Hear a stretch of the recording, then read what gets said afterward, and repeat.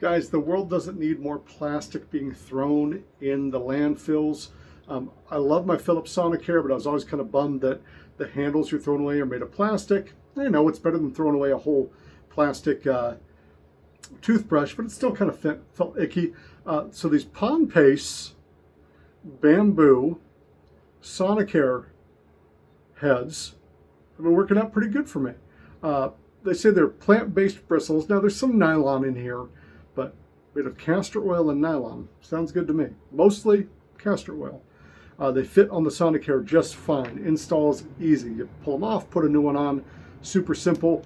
As far as the feel of the bristles go, not too hard, not too soft. They're kind of right in the middle to my taste, and they're not beating up my gums, which is good. I've had some dental problems over the years, which is why I'm using a Sonicare now.